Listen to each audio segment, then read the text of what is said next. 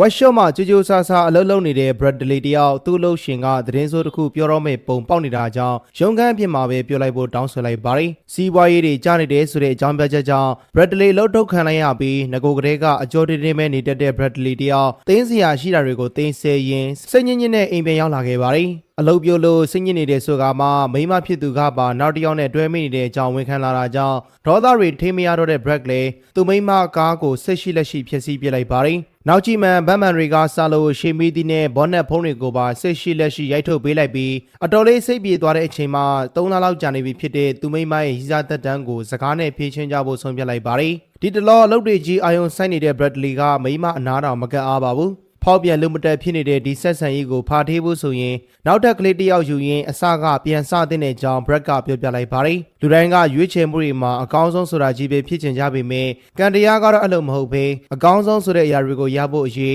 ဆိုးရွားတဲ့အရာတွေနဲ့တိတ်မဆိုးပါဘူးဆိုတဲ့အရာတွေကိုဖျက်ချော်ခိုင်းသေးတာပဲဖြစ်ပါတယ်။လက်ရှိမှာလည်းအကောင်းဆုံးဆိုတဲ့အရာတွေကိုပဲဥတည်ကျင်နေပေမဲ့လောလောလတ်လတ်အလုပ်ပြုတ်လာတာကြောင့်အိမ်တော်တစ်ခုမှာဝင်ငွေမရှိလို့မရတာကိုသိနေတဲ့ Brad လည်းဟိုးရင်ဆိုးခဲ့မိုက်ခဲ့တုန်းကလိုမွေးရည်စေးပို့ဆောင်ရေးကိုလုပ်ဖို့ဆုံးဖြတ်လိုက်ပါတယ်။တခါတလေမှာကန်တရားကပြီးလာမဲ့အကောင်းဆုံးဆိုတာကိုမျှော်လင့်နေမယ့်အစားကိုဘွားကိုလောင်းကြီးထလိုက်ကြဖို့ Brad တို့လင်မယားလည်းဆုံးဖြတ်လိုက်ကြပြီးအခုတော့သူတယောက်တည်းနေခြင်းတဲ့အကြောင်း Brad ကတောင်းဆိုလိုက်ပါတယ်။ဒီလိုနဲ့အရင်တတိဟောင်းခီးနဲ့ပြန်လည်ဆက်သွယ်ဖြစ်သွားတဲ့ Brad လည်းမွေးရည်စေဝါလောကစီကိုတကြော့ပြန်လည်ရောက်ရှိလာခဲ့ရင်18လတနှစ်ခွဲအတွင်းမှာတင်ပိုးဆောင်ရေးသမားဘဝနဲ့အတော်လေးကိုအဆင်ပြေလာခဲ့ပါတယ်။အရင်အိမ်ဟောင်းခက်ဆုပ်ဆုပ်လေးအစားအိမ်အသစ်ကားအသစ်နဲ့အဆင်ပြေနေတဲ့ Brad တယောက်အခုဆိုရင်စုမိဆောင်းမိလာတဲ့အပြင်ဇနီးတဲ့စီမှာပါမွေးတော့မဲ့ဘိုက်တစ်လုံးကအဖက်တင်နေပြီပဲဖြစ်ပါတယ်။ဖောက်ပြန်တာကိုတော့ခွင့်လွှတ်ပေးခဲ့တဲ့ Brad တယောက်သူဘာတွေပဲလှုပ်ချစ်လို့ယူထားတဲ့ဇနီးကိုတော့မှဲ့တစ်ပေါက်မှအစွန်းထဲမခံပဲကိုဝင်လာရင်းလာလေးတဲတဲလှုပ်လာလေးပဲဖြစ်ပါတယ်။အခုဆိုသမီးလေးမွေးလာရင်နေဖို့အခန်းကိုပါကိုယ်တိုင်စီစဉ်ရင်းကိုယ်တိုင်ပဲပွင့်မကြဖြစ်နေခဲ့ပါတယ်။အိမ်မက်ထက်ကဘွားမျိုးလေးမှာအပူပင်မရှိနေရတယ်ဆိုပေမဲ့တစ်ဖက်မှာလည်းမွေးရည်စေဖြန့်ချီနေတဲ့ Brad ရဲ့အလုပ်ကထောင်နှခမ်းကျိုးတန်းရှောင်းနေတာနဲ့တော့တိတ်တော့မကွာလာပါဘူးအခုလဲသူ့အလုပ်ရှင် Gil ခေါ်လို့သူရောက်လာတဲ့အချိန်မထော်မနှန်းတွေဝတ်ထားတဲ့ Gil ရဲ့သမီးဖြစ်သူကိုတွေ့လဲရပါတယ်နှစ်ယောက်စလုံးအတွဲညီညီလုပ်ခဲ့တဲ့မွေးရည်စေလုပ်ငန်းကအခုဆိုရင်အနှောက်အယှက်မရှိသူ့လေပတ်မှုနဲ့သူလေပတ်နေတဲ့ဆိုပေမဲ့အလီဆာလို့ခေါ်တဲ့မက္ကဆီကိုကုန်သည်တူကသူတို့နဲ့လက်တွဲချင်နေတဲ့အကြောင်း Gil က Brad ကိုပြောပြလိုက်ပါတယ်သူတို့ချင်းချင်းအောင်တိတ်တဲကြတာမဟုတ်တဲ့မက္ကဆီကိုသားတွေကို Brad ကတော့တိတ်တော့သဘောမတွေ့လာပါဘူးနှစ်ယောက်သားပြောဆိုနေတဲ့အချိန်အလီဆာနဲ့သူ့လူနှစ်ယောက်ရောက်ရှိလာတာကြောင့်သူ့ရဲ့ထိတ်တန့်ပွဲစား Brad ကိုခီးကမိတ်ဆက်ပေးလိုက်ပါတယ်တစ်ဖက်က Brad နဲ့အလုပ်တူတဲလို့ရမယ့် Roman နဲ့ Pedro ကိုမိတ်ဆက်ပေးလိုက်တော့မြေုံနဲ့သဘောမကျတဲ့ Brad လေဒီကောင်တွေနဲ့ပစ္စည်းသွားယူရမယ်ဆိုရင်တိတ်အဆင်မပြေတဲ့အကြောင်းဒေတိုးကြီးပြောချလိုက်ပါတယ်ဂီကလည်းဒီလောက်ဆိုရင်သူ့ကောင်ကြီး Brad ရဲ့အခြေအနေကိုသိပြီးမို့ Brad နဲ့ခဏလောက်ပဲဖြစ်ဖြစ်ညှိနှိုင်းလိုက်ကြပါတယ်အလီဆာနဲ့လက်တွဲဖို့ကအလုံးစိတ်ချရတဲ့အခြေအနေမှာရှိနေတာကြောင့်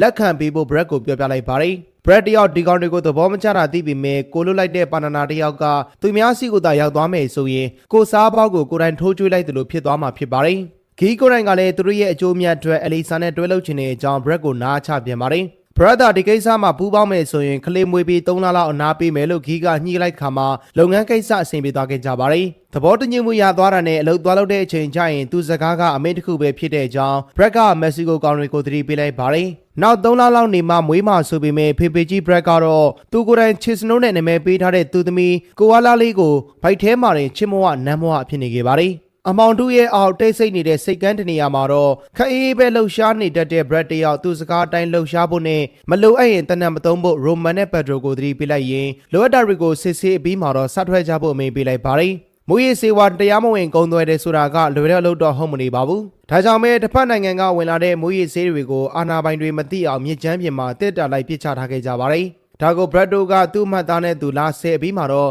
တစ်တာဂုံကြီးကိုမြစ်ထဲကိုပြန်ပစ်လိုက်ကြပါတယ်။အောင်မြင်ပစ္စည်းကောက်ပြီးမှတော့ဇာတိပြလာတဲ့မက္ကဆီကိုသားတွေကဂျစ်ကန်ကန်လုံနေတာကြောင့် Brad လည်းအထွေထူးပြောမနေပဲအလုပ်ကိုလက်စားတက်ဖို့အထုပ်ကိုစီနဲ့ကန်းဆက်ကနေပြန်ထွက်လာခဲ့လိုက်ပါတယ်။ဒါပေမဲ့တနေရာရောက်မှာတော့အထုပ်ကိုရေထဲပစ်ချလိုက်တဲ့ Brad ကရိုမန်တို့အထုပ်တွေကိုပါပစ်ချခဲ့လိုက်ဖို့နဲ့နောက်ရက်မှပြန်လာယူဖို့တတိပေးလိုက်ပါတယ်။ဒါပေမဲ့ Brad ရဲ့စကားကိုနားမထောင်တဲ့နှစ်ကောင်သားက Brad ကိုပါရန်လုပ်ရင်းအထုပ်ကိုစီနဲ့ကန်းပေါ်တက်သွားတဲ့ချိန်အသင်းဆောင်နေတဲ့ရဲကားတွေနဲ့တက်တိုးသွားခဲ့ပါတယ်။ ပိခတ်တန်တွေပါကြားနေရတာကြောင့်နှစ်ဖက်အခြေတင်ဖြစ်နေပြီဆိုတာလှမ်းမြင်လိုက်တဲ့ Brad လေနောက်ကျောင်းပြန်လှည့်မဲ့လို့ရုတ်တရက်အကူအညီတောင်းတန်တချို့ကိုကြားလိုက်ရတာကြောင့်ပိခတ်မှုတွေဖြစ်နေတဲ့နေရာစီဆက်ထွက်လာခဲ့လိုက်ပါတယ်သူတခြားလုံးဒီလုပ်တွေလုံးနေခဲ့ပေမဲ့တခါမှလူမတက်ခဲ့သလိုလက်ရှိချိန်မှာလည်းမက်ဆီကိုနှစ်ကောင်ကရဲတွေကိုဆက်တနက်နဲ့ကြီးလှိမ့်ပြနေတာကြောင့်ရဲတွေဘက်ကအကြအဆုံးထိခိုက်တွေများလာခဲ့ပါတယ်ဘရက်ကိုတိုင်ကလည်းရဲတွေကိုပြရမယ့်စာပက်ဒရိုဆိုတဲ့မက်ဆီကန်ကောင်ကိုအရင်ပစ်ချလိုက်ပြီးရိုမန်သူ့ဘက်လှည့်မလာခင်ရေထဲကိုအရင်ခုန်ဆင်းလိုက်ပါတယ်ပက်ဒရိုတယောက်ကြာသွားပေမဲ့ကျန်နေသေးတဲ့ရိုမန်ကတော့ဘလို့မှအဖမ်းမခံလက်မလျှော့သေးသလိုတကောင်သားကတနက်ပြင်လက်ပစ်ဘုံတွေကိုပါသုံးနေတာကြောင့်အခြားတစ်ဘက်ကပြန်တက်လာတဲ့ဘရက်ကပဲကိုယ်တိုင်ဝင်လုံးရင်းဘွားကူးပေးလိုက်ရပါတယ်ဒီလိုနဲ့ပဲဘရက်တယောက်လူတန်းမှုဆေးရောက်ဝယ်မှုတွေနဲ့အဖမ်းခံခဲ့ရသလိုဒီကိစ္စမှာနောက်ွယ်ကလူတွေရှိနေမှန်းခလေးစခွေးဆုံးသိပေမဲ့ဘရက်ကတော့သူဘာမှပြောပြမှာမဟုတ်တဲ့အကြောင်းအမှုစစ်တွေကိုတခါတည်းပိတ်ပြောလိုက်ပါတယ်အမှုစစ်တွေဘလို့ပဲမေးမေးဘလို့ပဲချင်းချောက်ဘရက်စီကဘာသတင်းအစနာမှရမှာမဟုတ်သလိုဒီနိုင်ငံမှာဆေးရောက်ဝယ်မှုကအပြစ်ကြီးတယ်ဆိုပေမဲ့ဘရက်ကိုယ်တိုင်လည်းသူလုပ်ခဲ့တဲ့ကိစ္စအတွက်သူကိုယ်တိုင်ပြစ်ဒဏ်ခံဖို့အစင်းသိဖြစ်နေပြီဖြစ်တဲ့အကြောင်းဆက်မေးစရာမရှိတော့အောင်စကားကိုပိတ်ချလိုက်ပါတယ်ဇနီးဖြစ်သူလာတွေ့တဲ့အချိန်မှာလည်းအရင်ဆုံးသူရင်ဆိုင်ရမယ့်တရားခွင်ကိုမလာစေခြင်းတဲ့အကြောင်းနဲ့သူအယူခံလဲဝင်မှာမဟုတ်သလိုဇနီးဖြစ်သူလာရင်လည်းစိတ်ဆင်းရဲဝင်မဲ့တတ်တက်နိုင်မှာဖြစ်တဲ့အကြောင်းဘရက်ကပြောပြလိုက်ပါတယ်ရှေ့ဆက်ပြီးဘယ်နဲ့မှမသိထောင်ချနေတဲ့အချိန်မှာလေသမီးဖြစ်သူကိုခေါ်ရင်သူ့ကိုလုံးဝလာမတွေ့ဘူးနဲ့သမီးဖြစ်သူသူ့ကိုပထမအဆုံးမြင်ရတဲ့နေရာကထောင်ဖြစ်မနေစေခြင်းတဲ့အကြောင်းဘရက်ကတောင်းဆိုလိုက်ပါတယ်ဇနီးတဲ့ဘက်ကလည်းဘရက်တောင်းဆိုသမျှကိုနားလဲတဲ့ပြင်ဗဒနဲ့ပဲဖြစ်ဖြစ်သူစောင့်နေမှာဖြစ်တဲ့အကြောင်းကတိပေးလိုက်တော့ဘရက်လည်းစိတ်ချသွားခဲ့ပါတယ်တရားခွင်ပြီးမှဘရက်ကိုအလဲအလက်အချင်းထောင်မှာထောင်ဒဏ်9နှစ်ကြာခံဖို့တရားသူကြီးဖရန့်ကအမိန့်ချမှတ်ပေးလိုက်ပါတယ်ဒီလိုနဲ့ပဲဘရက်တယောက်တိမ်မဆိုးတဲ့အလဲလက်အချင်းထောင်ကိုအချင်းသားဖြစ်ရောက်ရှိလာခဲ့ပါတယ်ရဲရောက်ချင်းပါတဲ့ပစ္စည်းတွေအကုန်အပ်ပြီးမှတော့တကူလုံးချွတ်တဲ့ကျမ်းမာရေးစစ်ဆေးမှုနဲ့အတူထောင်သားဝိဆုံကိုလဲလိုက်ရပါတယ်ဒါရီအားလုံးပြီးမှတော့ဘေဒန်ကြီးတို့ခေါ်တဲ့ကျင်းသားတယောက်ကဘရက်နေရမယ့်အဆောင်အစီကိုလိုက်ပို့ရင်းဒီကတီးတန့်ထောင်ငန်းတွေကအတော်လေးကိုတန်းတဲ့အကြောင်းနဲ့ထောင်ထဲမှာလည်းအလုပ်လုပ်လို့ရတဲ့အကြောင်းထောင်သားသေးလေးဘရက်ကိုဖောက်တယ်ချနေခဲ့ပါတယ်ကိုအမှုကမိမနဲ့ကလေးတွေကိုနှိပ်စက်ခဲ့တာဆိုရင်ဝိုင်းရင်ထောင်သားတွေစီကသွားကြွအောင်အရိုက်ခံရမှာမို့အဲ့လိုအမှုတွေဆိုရင်အစကတည်းကလိန်ထားဖို့ဘေဒန်ကြီးကသတိပေးလိုက်ပါတယ်ဒါပေမဲ့သူကမွေးစေရောက်ရင်လူနှစ်ယောက်ကိုတတ်ခဲ့တာဖြစ်တဲ့အကြောင်းဘရက်ကပြောပြလိုက်ပါတယ်အချက်ပေးတန်ကြားရင်ပဲဖြစ်ဖြစ်သူလာဆင်းရင်ပဲဖြစ်ဖြစ်ချက်ချင်းအပြင်ထွက်လာဖို့ပြောပြီးမှတော့ရုတ်တရက်လက်ဝဲထိုးလာလို့မေးလာတဲ့အဆောင်ရဲသားကြောင့်ဘရက်လည်းအကြောင်းရင်းကိုပြန်မေးမိသွားခဲ့ပါတယ်ဒီထောင်ထဲမှာထောင်သားတွေထိုးကြတဲ့လက်ဝဲပွဲတွေရှိသလိုမထိုးခြင်းတဲ့သူတွေကတော့ကုံထုတ်လို့ရအလုံးမှာအလုံးဝင်ကြတဲ့အကြောင်းပြောပြလိုက်ပါတယ်ဘရက်လည်းလူတွေကိုအကြောင်းရင်းမရှိထိုးနေရမယ့်အစားသူအလုပ်ပဲလုံးမဲ့အကြောင်းပြန်ပြောလိုက်ပါတယ်လက်ဝဲနီးပြတစ်ဖြစ်လဲအဆောင်ကဘရက်ရဲ့အလုံးထဲကြောင့်စိတ်ဝင်စားမလားမေးကြည့်ပေမဲ့အတီကြီးစိတ်ကုံပုံပေါ်နေတဲ့ဘရက်ကြောင့်ဆက်မမေးတော့ပါဘူးပထမဆုံးနေ့မှာညစာလွတ်တဲ့အကြောင်းသတိပေးလာတဲ့ဖေဒန်ကြီးကဘရက်ကိုမုတ်ထုတ်ပေးသွားခဲ့ပါတယ်ဘလောက်ပဲတန်ရှင်းတက်ရက်နေပါစေဒီအချင်းခန်းလေးကဘရက်အတွက်9နှစ်တာဆိုတဲ့မုန်းချက်မှုကလွှဲရင်ဘာမှမပေးစွမ်းနိုင်ပဲဒီကြားတဲ့ဘရက်စီရတဲ့ဖနက်ကပါသူနဲ့ကြံလုံးနေတာကြောင့်စိတ်နှောက်ယှက်ဖြစ်ရပြန်ပါတယ်ညဘက်လူစစ်တဲ့အချိန်မှာလဲလက်ဝဲနေပြပြီးနေစတဲ့တွေလာပေးနေတဲ့အဆောင်ကဘရက်နဲ့တော့တိတ်ပြီးတော့ခီးကိုက်မနေခဲ့ပါဘူးအဒီနေ့ညကညစာမစားမိသွားတဲ့ဘရက်တယောက်ဘယ်တန်ကြီးပေးသွားတဲ့မုတ်ထုတ်အကြောင်းသာအဆင်ပြေသွားခဲ့ပါတယ်တစ်ဖက်မှာလဲဘရက်ထောင်ကြတဲ့ပထမအဆုံးညမှာတင်တယောက်တည်းကြံခဲ့တဲ့ဇနီးတဲ့စီကိုလူတချို့ကအိမ်နံရရောက်လာရောက်တိုက်ခိုက်သွားခဲ့ပါတယ်နောက်ရက်မှာတော့ထောင်စီရောက်လာတဲ့ဘရက်ရဲ့ပြောရေးဆိုခွင့်ရှိသူဒန်နီကအဲ့တွေ့ခွင့်တွေထောင်ထဲမှာဘရက်လိုအပ်တာတွေကိုစီစဉ်ပေးမဲ့သူဖြစ်နေတာကြောင့်အဲ့ဒီအမျိုးသမီးကိုတော့ကောင်းကောင်းဆက်ဆံဖို့ဘယ်တန်ကြီးကသတိပေးလိုက်ပါတယ်ဒီနေ့ကနေတစင်ဇနီးတဲ့လော်ရန်ရဲ့မွေးဖွားခါနေကိုဝင်မှာပြဿနာအနှဲငယ်ရှိနေတဲ့အကြောင်းနဲ့ကိုဝင်ကိုတာဝန်ယူထားတဲ့ဆရာဝန်ကသူ့ကိုတွေးကျင်တဲ့အကြောင်းပြောလာတော့ဘရက်လည်းအတော်လေးကိုစိတ်ပူသွားခဲ့ပါတယ်နောက်ရက်ဆရာဝန်လာတွေးမယ်လို့ဒန်နီကပြောသွားတာကြောင့်ဘရက်လည်းတညလုံးမိတ်ပဲစောင့်နေပေမဲ့အဲ့တွေ့ဖို့လာတဲ့သူကလော်ရန်ရဲ့ဆရာဝန်မဟုတ်ဘဲအခြားတစ်ယောက်ဖြစ်နေခဲ့ပါတယ်တကယ်တမ်းမှာအရီသူကဘရက်တက်ခဲ့တဲ့ရိုမန်နဲ့ပက်ဒရိုတို့ရဲ့အလုပ်ရှင်အလီဆာလွတ်လိုက်တဲ့သူဖြစ်နေတာကြောင့်ဘရက်လှုပ်သွားတဲ့ကိစ္စကသူတို့တတိအတွက်တန်ပေါင်းများစွာဆုံးရှုံးစေခဲ့တဲ့အကြောင်းဘရက်ကိုပြောလာခဲ့ပါတယ်တစ်ဆက်တည်းသူတို့တွေဖန်ထားတဲ့လော်ရန်ရဲ့ပုံကိုပါပြလိုက်ရင်မမွေးသေးတဲ့ကလေးကိုခြေထောက်တွေဖြတ်ပြစ်မှာဖြစ်တဲ့အကြောင်းချင်းချလိုက်တော့ဘရက်လည်းအလီဆာရဲ့အကျွေးတွေကိုဘလို့ပြန်ဆက်ရမလဲဆိုတာကိုညှိနှိုင်းလိုက်ပါတယ်ဘရက်သာဇနီးနဲ့သမီးဖြစ်သူကိုအကောင်းတိုင်းမြင်ခြင်းရင်ရက်လီထောင်ကခရစ္စတိုဖာဘရစ်ဆိုတဲ့သူကိုတတ်ပေးရမှာဖြစ်ပါတယ်ထောင်ချင်းမတူတာကြောင့်ဘရက်ကအကြက်ရိုက်သွားခဲ့ပေမဲ့မြန်မြန်သာမလုပ်ရင်ဇနီးနဲ့သမီးရဲ့အသက်ကိုအာမမခံတဲ့အကြောင်းတစ်ဖက်ကချင်းချောက်သွားခဲ့ပါတယ် အဲ့ဒီခရစ်စတိုဖာဆိုသူရဲ့ထောင်ခန်းနံပါတ်တွေကိုပါအတိအကျပြောသားတာကြောင့်ဒီကိစ္စသူအချိန်ဆွဲနေလို့မရတော့ဘူးဆိုတာကိုသဘောပေါက်သွားတဲ့ Bradley ထောင်ပြောင်းခွင့်ရဖို့အရေးအဆောင်တွေကိုတိုက်ခိုက်လိုက်ပါတယ်အဆောင်တဲ့ရဲကလက်ဝဲနေပြဆိုပေမဲ့သူ့ရဲ့တိုက်ခိုက်ရေးသမား Brad ကိုတော့မရှင်းနိုင်ခဲ့ပါဘူးတယောက်ချင်းအချိန်ဒီမှာလက်တစ်ဖက်အချိုးခံလိုက်ရသလိုအခြားအဆောင်တွေရောက်လာတဲ့အချိန်မှာလည်းအသာတကြီးလက်ထိတ်ခံခဲ့တဲ့ Brad ကအခွင့်အရေးရရင်ရသလိုထပ်ပြီးတော့တိုက်ခိုက်ပြန်ပါတယ်အဲ့ဒီအကျိုးဆက်အနေနဲ့ Brad တယောက်အလဲလက်ထောင်ကနေအစိုးစွန် Redley ထောင်စီကိုအပုတ်ခံလိုက်ရပြီလည်းဖြစ်ပါတယ်တကယ်ကောင်တွေကိုပဲထိမ့်သိမ်းထားတဲ့ Redley ကနှိပ်စက်တဲ့နေရာမှာနာမည်ကြီးတဲ့ထိပ်တန်းထောင်တစ်ခုပဲဖြစ်ပါတယ်။လုံခြုံရေးအမြင့်ဆုံးနဲ့လွတ်လပ်ခွင့်အနည်းဆုံးဖြစ်တဲ့ Redley ထောင်ကအရင်ထောင်လို Brad ပေါ်မှာတက်ညာနေမှာမဟုတ်သလိုအဆောင်တွေကလည်းလက်မနေတဲ့အကြောင်းသတိပေးပြီးမှတော့အကျော်ခတ်တဲ့ Brad တယောက်ထောင်ပြင်မာနဲ့အဝတ်လဲဖို့ပညာပြခံလိုက်ရပါတယ်။ထောင်ထဲကိုရောက်ပြန်တော့လေအစုပ်တကအဆုပ်ဆုံးအခန်းကိုမှတမင်အပုတ်ခံလိုက်ရတာကြောင့်ပြည့်နေတဲ့အိမ်သားချင်းနဲ့လှိုင်နေတဲ့မိလာနတ်တွေကြားမှာ Brad ခမအသက်ရှူလို့တော့မဝပဲဖြစ်နေခဲ့ပါတယ်။နေ့လယ်စာထမင်းစားချိန်မှာလည်းဒီလိုနန်စော်နေတဲ့အခန်းထဲမှာဘလို့မှထမင်းစားလို့မရတဲ့အကြောင်းပြောပြလိုက်တော့အစားအစာဖို့ညင်းဆန်နေဆိုပြီးတော့ခေါင်းစဉ်တက်ခံလိုက်ရပြန်ပါတယ်။ဘာတွေဘလို့ပဲဖြစ်လာ Brad ကတော့လိုင်းကိစ္စကိုအပြောင်းမခံပဲပထမဆုံးထောင်ရင်ပြင်ဆင်ရတဲ့အချိန်ခရစ်စတိုဖာနဲ့ထောင်ခန်း69အကြောင်းကိုစုံစမ်းကြည့်လိုက်ပါတယ်။အဲ့ဒီနာမည်နဲ့လူကိုမကြားဘူးတဲ့အကြောင်းသူမေးလိုက်တဲ့ Derek ဆိုသူကပြောပြလိုက်ပါတယ်။ Brad ပြောပြတဲ့ထောင်ခန်းအမှတ်69ကိုသူမသိပေမဲ့ခလန်းလန်းမှာလေးချင်ကန်လုံနေတဲ့ကောင်တွေက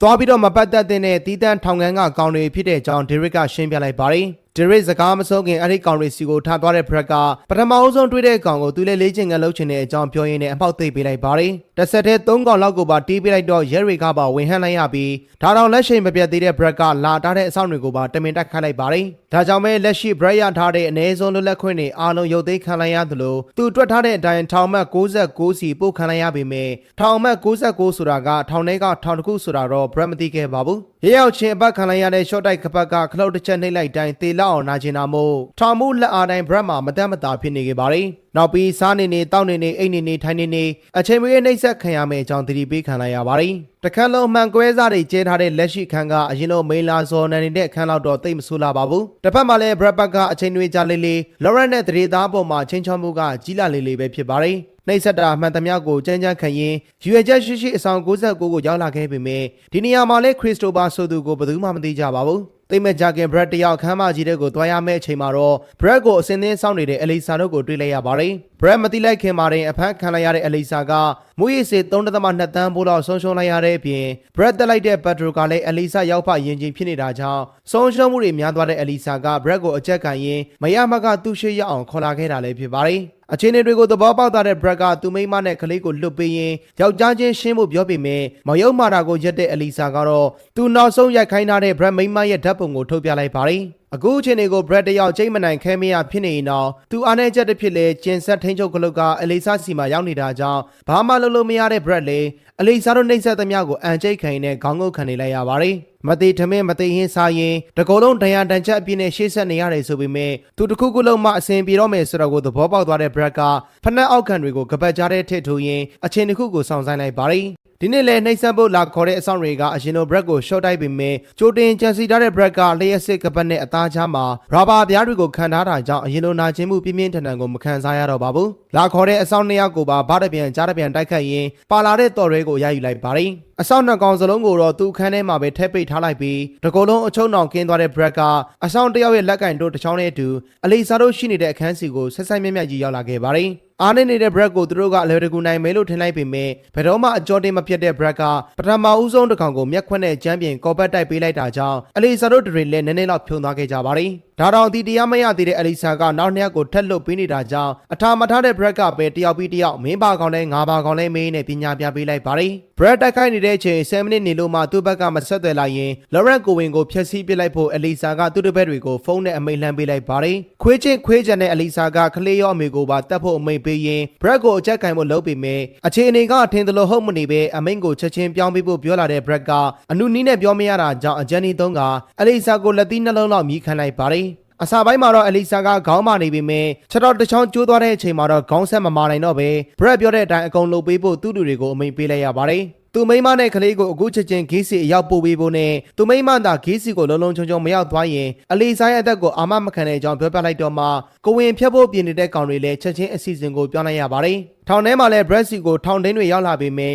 Brad ရဲ့လက်ထဲမှာတစားခံတွေရှိနေတာကြောင့်ဘာမှလုပ်လို့မရပဲသူစောင့်နေတဲ့ဖုန်းကောတကောကိုလက်ခံပြီးတာနဲ့အေးအေးဆေးဆေးဖမ်းခံမဲ့ကြောင်း Brad ကခရီးပေးလိုက်ပါတယ်ဖျားနဲ့ပါချိန်ဆိုပေးလိုက်တော့ထောင်တင်းတွေလည်း Brad ပြောတဲ့အတိုင်းဖုန်းခေါ်လာမဲ့အချိန်ကိုစောင့်ပေးဖို့ဆုံးဖြတ်လိုက်ကြပါတယ်တစ်ဖက်မှာလည်း Elisa လူတွေက Brad ရဲ့ဇနီး Lauren ကိုလုံးလုံးချုံချုံနဲ့ Brad ပြောတဲ့နေရာစီကိုလိုက်ဖို့ပေးလိုက်ကြပါတယ်ဒါပေမဲ့သူတို့မျှော်လင့်ထားတာကဂီးစီကိုရောက်တာနဲ့ Lauren ကိုချပြီးအေးအေးဆေးဆေးပြန်ကြမှာဖြစ်ပေမဲ့အပြန်လမ်းမှာတော့ဂီကတယောက် Lauren ကတယောက်နှစ်ယောက်စလုံးကိုဇက်သိမ်းပေးလိုက်ပါတယ်သူမိမလုံချုံတောင်ကိုသိလိုက်ရတဲ့ Brad ကတော့ Lauren ကိုဖုန်းပေးလိုက်ဖို့ဂီကိုတောင်းဆိုလိုက်ပါတယ်အခုချိန်မှာသူဘာဖြစ်ချင်တာလဲဆိုတာထက် Lauren နဲ့သမီးလေးအနေရဲ့ကင်းရင်အဆင်ပြေတဲ့အကြောင်းပြောလာတဲ့ Brad ကအားလုံးပြီးဆုံးသွားပြီဖြစ်တဲ့အကြောင်းနဲ့ဘိုက်ထဲကကိုအားလာလေးကိုအဖေမရှိအောင်ကောင်းကောင်းမွန်မွန်ကြည့်ပင်းလာဖို့ခတ်တူတူလေးမှာကြားလိုက်ပါတယ်ပြေဆုံးလာတော့မဲ့မိသားစုလေးနဲ့အတူရှိရမယ်ဆိုတဲ့ Brad ရဲ့အိမ်မက်တွေကဒီတစ်ချိန်လဲကန်ကြမိုင်းလှည့်စားမှုအောက်မှာဝေဝါးသွားခဲ့ရင်ကျမ်းပါတန်ဆွမ်းမှုအပြည့်နဲ့တေချာပေါက်ညံကောင်းရမယ်ဆိုတဲ့ Brad ရဲ့စကားအဆုံးမှာတော့သူ့ဘိုက်ထဲကသမီးလေးကလှုပ်လာတဲ့အကြောင်း Lauren ကပြောပြလိုက်ပါတယ်